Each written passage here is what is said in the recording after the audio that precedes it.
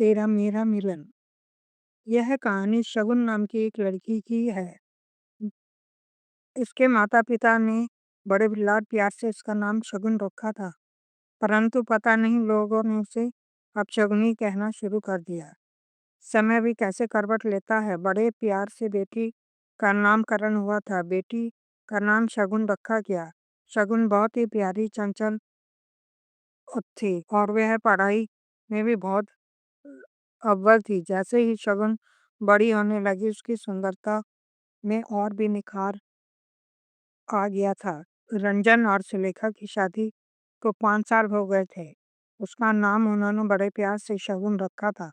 वो घर में अपनी माँ के साथ थोड़ा समय काम में हाथ बटाती थी तो रंजन कहता था कि तुम उससे इतना काम क्यों करवा रही हो। तो सुलेखा कहती कि मैं नहीं चाहती कि शगुन को कभी किसी काम के लिए किसी दूसरे के सामने हाथ फैलाना पड़े। मैंने उसे घर के सारे काम काज सिखा दिए हैं और वह कभी भी हम ना रहें तो यही काम उसके काम आएगा। उसके पिता के छोटे भाई भाभी भी शगुन के पिता के पैसों पर नजर रखे हुए थे। वह सोचते थे कि भाई साहब के केवल एक ही लड़की है और जमीन जायदाद बहुत ज्यादा है। यह इतनी सारी जमीन जायदाद का क्या करेंगे। उसके आगे कोई बेटा तो है नहीं। आखिर वंश तो बेटे से ही चलता है। इसीलिए वह अपने भाई से मीठी मीठी बातें करता और अपने भाई पर बहुत विश्वास करता था। उसकी भाभी उसकी बीवी भी सुलेखा से बहुत प्यार से पेश आती थी। शगुन अब बड़ी हो रही थी। उसके रिश्ते भी आने लगे थे। शगुन अभी कॉलेज में थी तो वह वहीं पर उसकी मुलाकात समर नाम के लड़के से। वो यही सोचता है कि मैं एमए कर लूं, तब शगुन से अपने प्यार का इजहार करूंगा। एक दिन समर को विदेश से नौकरी का बुलावा आता है तो वह विदेश चला जाता है। उसने शगुन को विदेश जाने के बारे में कुछ नहीं बताया था।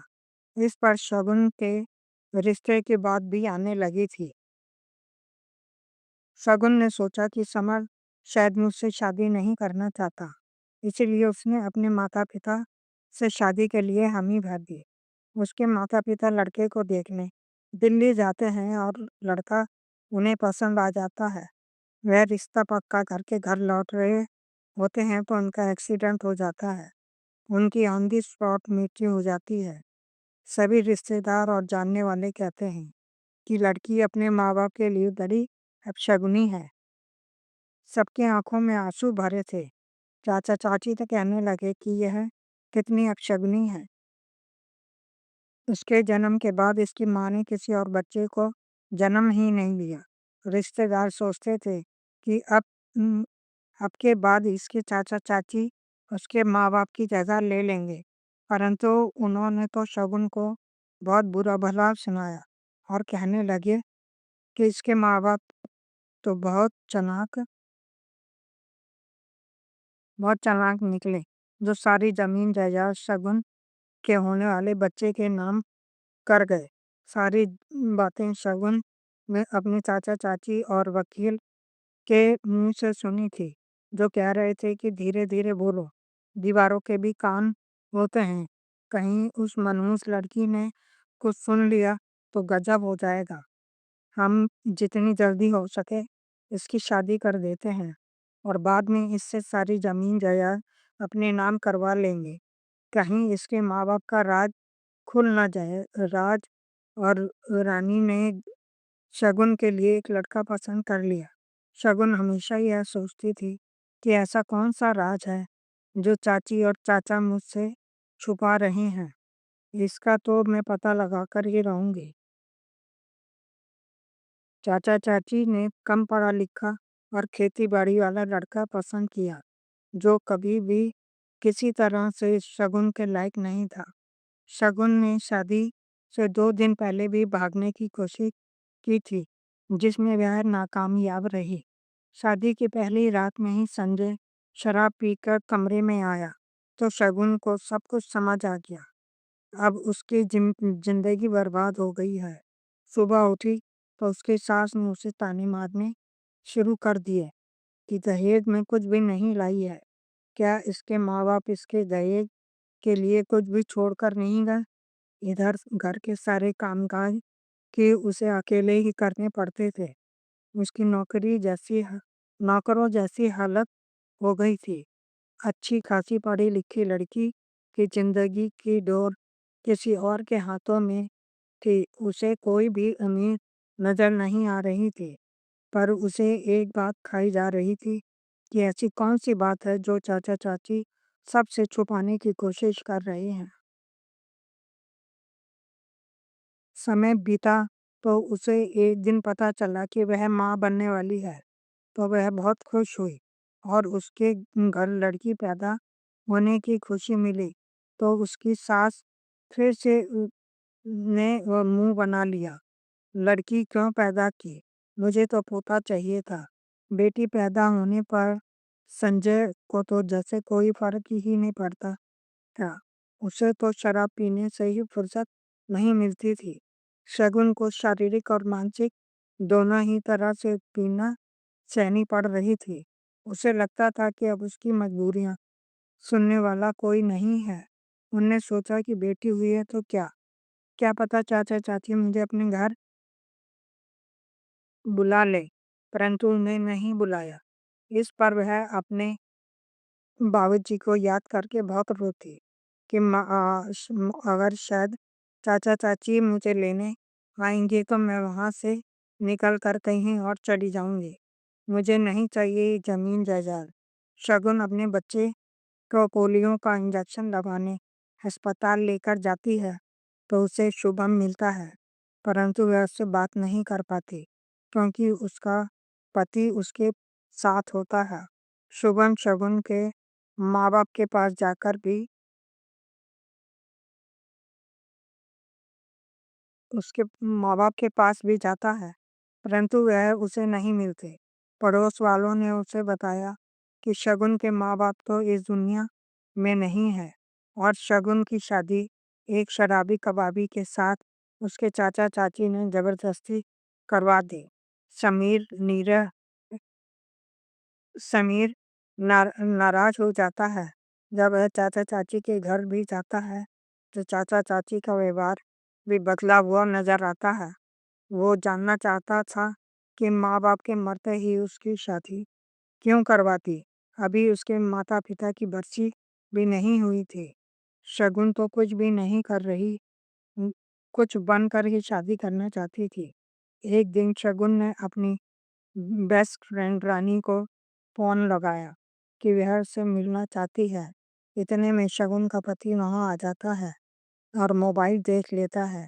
इतने में वह स्विच ऑफ कर कर देता है। रानी शगुन को दोबारा फोन मिलाती है तो वह स्विच ऑफ जाता है। थोड़ी देर बाद शुभम ने भी नंबर मिलाया तो वह उसके पति ने उठाया। शुभम ने रॉन्ग नंबर बोलकर वह बंद कर दिया। शुभम ने कॉल ट्रैक में के द्वारा रानी का पता लगा लिया था। वह उसको एक कॉफी शॉप में जाकर मिलता है तो रानी उसे बताती है कि मैंने बार बार शुभम को फोन मिलाया था, परंतु कोई पीछे से बार बार फोन काट देता था। इस पर शुभम ने कहा कि रानी क्या तुम कल शगुन के पास जा सकती हो? तो रानी ने कहा हाँ हाँ जा सकती हूँ। शुभम ने कहा कि सोचा था पढ़ाई पूरी करने के बाद ही मैं शगुन का हाथ उसके माता पिता से मांग लूंगा, पर बहुत देर कर दी मैंने आने में। परंतु अब भी मैं उसके घर गया तो वह सारी कहानी ही बदल गई। बस मैं अब यह जानना चाहता हूँ कि वो खुश भी है या नहीं, क्योंकि मैंने कल जब से उसे रास्ते में देखा था मेरा मन बहुत बेचैन है। अगर वह अपने घर में खुश है तो मैं कभी भी उसकी लाइफ में इंटरफेयर नहीं करूँगा। शुभम रानी से कहता है कि तुम क्या शगुन के घर इस पते पर जा सकती हो? तो रानी कहती है कि हाँ हाँ मैं आज ही उसके घर जाती हूँ और कैसे भी शगुन से मिल कर आती हैं। रानी शगुन से मिलने उसके घर जाती है तो शगुन छत पर कपड़े सुखा रही होती है। क्या हालत बना रखी है शगुन ने। इतने में शगुन की सास ऊपर जाकर उन दोनों को बात करते हुए देख लेती है इ- और कहती है कि किस से गप्पे लड़ा रही है करमजली। तो रानी कहती है कि आंटी, ये मेरी बचपन की सहेली है। मैं तो यहाँ से निकल रही थी तो मैंने इसे कपड़े सुखाते हुए देखा तो इससे मिलने चली आई। आंटी, क्या मैं शगुन से थोड़ी देर बैठकर बात कर सकती हूँ? तो उन्होंने कहा, हाँ क्यों नहीं। इतने दिनों बाद मिली हो तो मैंने सोचा कि बदन सास में यह बदलाव कैसे आया कि उसे आज ताना भी नहीं मार रही और चाय लाने के लिए कहती है कि शगुन अपनी सहेली के लिए चाय पानी ले आओ। तो शगुन मौका देखकर एक कागज में हेल्प मी लिखकर रानी को दे देती है और गले मिलकर चुपचाप वह कागज उसको पकड़ा देती है। रानी ने यह कागज का टुकड़ा चुपचाप अपने पास रख लिया और रास्ते में ही शुभम को फोन कर दिया तो शुभम भी जल्दी से रानी से मिलने पहुंचता है। शुभम रानी से उसका हाल चाल पूछता है तो वह पूरी कहानी शुभम को बताती है। इस इस पर शुभम कहता है कि रानी, तुम इस बार और शगुन के घर चले जाओ और उससे कहना कि मैं पहली बार खाली हाथ आई थी, परंतु अब मैं उसकी सास के लिए साड़ी और कुछ मिठाई लेकर आई हूँ, क्योंकि मैं इसकी शादी में भी नहीं आ पाई थी। उसके साथ शायद खुश हो जाए। पहले दिन मैं शगुन के घर गई तो उसके पति की चिल्लाने की आवाजें आ रही थी।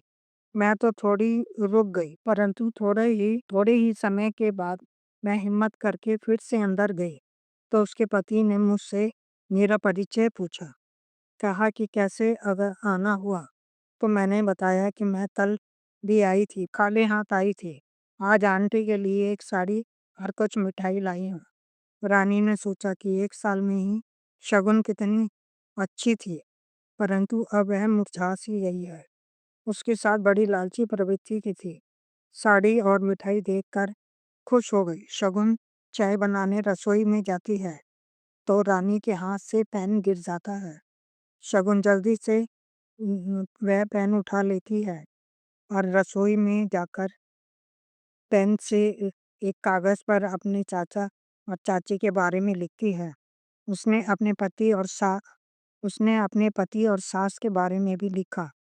तो रानी, मेरी हेल्प करो, मैं अपने बच्चे के लिए जीना चाहती। शुभम कॉफी हाउस में बैठकर रानी का इंतजार करता है और रानी शुभम से मिलती है तो वह उससे उस पेन के बारे में पूछता है और बताता है कि अब उसने उस पेन में एक कैमरा लगा हुआ है जिसमें उसके घर में क्या हो रहा है वह पता चल सके। ठीक है, मैं थोड़े दिनों में फिर से होकर आऊँगी और पता चल सके। ठीक है, मैं थोड़े दिनों में फिर से उसके घर में जाऊँगी और कैमरा ले जाऊँगी, जिससे हमें उसके ऊपर हो रहे अत्याचारों के बारे में पता चल सके। शुभम ने स्पाई कैमरा उसे देते हुए कहा कि पेन में कैमरा है, उसे वहाँ से उठा लाना। शगुन की सास कहती है कि तू कैसी लड़की को ब्याह कर लाया है। उसके चाचा चाची ने तो अपनी मनुष्य हमारे पल्ले डाल दी। उसके माँ बाप भी कुछ छोड़कर नहीं गए, तो तू जैसे मरा जा रहा था। नहीं तो मैं इसका गरूर तोड़ना चाहता था, क्योंकि इसके चाचा ने पहले ही मुझे बता दिया था कि तुम जैसे शराबी लड़के से यह शादी नहीं करना चाहती है और यह एक बार भागने की भी कोशिश कर चुकी है। जो एक बार भाग सकता है यह दोबारा भी भागना की कोशिश करेगा। इसीलिए मैं इस पर नज़र रखता हूँ। ऐसी लड़की के बहुत यार होते हैं। खबरदार जो मेरे चरित्र पर उंगली उठाई तो वरना क्या कर लोगे। देख रहा हूँ जब से तेरी सहेली घर आने लगी है तब से बहुत जुबान निकल रही है। इस मनहूस की इसके पर काटने पड़ेंगे। इस पर शुभम और उसके लेटर को पढ़कर गुस्सा होता है। रानी शुभम को समझाती है कि एक बार शगुन को उसके चंगल से निकल जाने दो, बाद में उसके पति और सास को देख लेंगे। जब शुभम रानी से कहता है कि रानी तुम पुलिस को उसकी हरकतों के बारे में बताकर यह कैमरा दिखा देना। रानी ने शुभम को दिलासा दिया कि अभी शगुन वहां पर अकेली है, तो उसे वहां से निकल जाने दो, तभी कोई फैसला लेंगे। वहां पर रानी एक स्पाई कैमरा लगा कर आई थी। अब तो वहीं पर सबूत है, जो शगुन की बेगुनाही का सबूत था। शगुन एक दिन खाना बनाती है कि खाने में नमक थोड़ा कम रह जाता है, जिस पर उसका पति से बहुत बुरा भला कहता है और धक्का दे देता है, जिस पर वह पेट के बल गिर जाती है और बेहोश हो जाती है। उसकी सास उसे जोर से चिल्लाकर बोलती है कि यह तूने क्या कर दिया। शगुन को जल्दी से उठाकर उसका पति अस्पताल की ओर भागा, तो वह सब उसके पति के कारनामे स्पाई कैमरा में कैद हो जाते हैं। शगुन को जब अस्पताल में डालकर डॉक्टर ने देखा, तो कहा कि यह तो पुलिस केस है। पुलिस को बुलाया और शगुन का चेकअप हुआ, तो शगुन का बच्चा पेट में ही मर गया था। ये कैसे हुआ? पुलिस ने उसके बारे में जानकारी पूछी, तो उसके पति ने रानी के बारे में बताया और कहा कि ये शगुन की सहेली है। रानी तो अस्पताल में बुलाया गया और उससे सारी जानकारी दी, तो सच्चाई सामने आई। इस पर रानी ने उसे स्पाई कैमरे के बारे में भी बताया। पुलिस को बताया। रानी और शुभम दोनों से पूछताछ हुई। पुलिस शुभम को लेकर शगुन के घर गई और वहां से उस कैमरे को लेकर उसको देखा, तो सारी सच्चाई सामने आई कि उसके पति ने उसे कैसे धक्का देकर गिराया। पुलिस ने दोनों माँ बेटे को वहीं पर गिरफ्तार कर लिया और शुभम को होश आया, तो उसने भी सारी सच्चाई बताई। इस पर और भी पक्के सबूत मिल गए। जब शगुन को 2-4 दिन बाद डिस्चार्ज किया गया, तो शुभम शगुन को अपने घर ले आया। शुभम की माँ भी शगुन को पसंद करती थी, उसने भी शगुन को अपने घर में रख लिया। जब शगुन ठीक हो जाती है, तो शुभम की माँ कहती है कि अब तुम लोग शादी कर लो, क्योंकि मुझे पता है कि तुम दोनों आपस में बहुत ज़्यादा प्यार करते हो। पहले अपने पति से तलाक ले लेना और फिर शादी। इस पर शगुन कहती है कि मैं आगे पढ़ाई करके अपने पिता की इच्छा को पूरी करना चाहती हूँ, और शुभम से कहती है कि आज मुझे चाचा चाची के घर में जाना है, क्योंकि उन्होंने कोई राज छुपाने की बात कही थी। वही राज जानना है। जब दोनों अपने घर के कागज लेकर अपनी चाचा चाची के पास पहुंचते हैं, तो दोनों वहीं पर मिल जाते हैं। शगुन अपने चाचा चाची से कहती है कि तुम लोगों ने मुझसे हेरा फेरी की है, मुझे मेरा घर दो, मैं खाली 2 दिन में घर चाहती हूँ। आप लोग अपने घर में जाओ। अगर आप लोग मेरे माँ बाप की संपत्ति के बारे में कहते, तो वह हंसी खुशी थोड़ी बहुत संपत्ति तुम्हारे नाम कर देते, परंतु तुम्हें तो सारी संपत्ति चाहिए थी, और तुम किसी राज को छुपाने के बारे में भी कह रहे थे, वह भी हमें जानना है। उसी समय हमें वहाँ पर अपना पुराना ड्राइवर खुशीराम नजर आता है। इस पर मेरा ध्यान बढ़ जाता है, तो शुभम अपने चाचा चाची से पूछती है कि यह तो पहाड़ी से नीचे गिरकर मर गया था, तो यह यहाँ क्या कर रहा है। इस पर शुभम ने ड्राइवर को पकड़कर उसे पुलिस में ले जाने की धमकी दी, तो उसने सारी सच्चाई उगल दी और कहा कि तुम्हारे चाचा ने ही मुझे पैसे का लालच देकर अपने साथ मिला लिया था और हर महीने मुझे पैसे भिजवा दिया करते थे। मैं क्या करता, मेरे बेटे को कैंसर था, मुझे इसका इलाज करवाना है। इस पर शगुन ने अपनी चाची और चाचा को घर से निकाल दिया और उनके 2 बच्चों को अपने पास रख लेती है और कहती है कि इन दोनों की पढ़ाई की जिम्मेवारी मैं लेती हूँ, और रघुराम को कहती है कि तुम्हें भी अपने किए की सजा जरूर मिलेगी, मैं तुम्हारे बेटे का इलाज करवाऊंगी। अब जब अपनी पढ़ाई पूरी करके IAS बन जाती है और उसके चाचा के दोनों बच्चों को भी पढ़ा लिखा कर बड़ा करती है, यानी अपनी सभी फर्ज पूरे करके अपनी सास से कहती है कि माँ जी, मैं अपने माता-पिता की सारी संपत्ति में से आधी संपत्ति एक एनजीओ को देना चाहती हूँ, ताकि गरीब बच्चों की देखभाल अच्छे से हो सके। इस पर शुभम भी की माँ भी बहुत खुश होती है कि शगुन, तुम बहुत अच्छा काम कर रही हो। शगुन ने सच्चाई से सारे कामों को पूरा किया और शुभम के साथ शादी करके अब वह एक सुखी जीवन जी रही है। तभी कहते हैं कि हमेशा सच्चाई की जीत होती है। हमेशा सच का ही साथ देना चाहिए। अगर दोस्तों आपको ये मेरी कहानी पसंद आई है तो प्लीज़ इसे लाइक, शेयर और चैनल को सब्सक्राइब करना ना भूलें। धन्यवाद।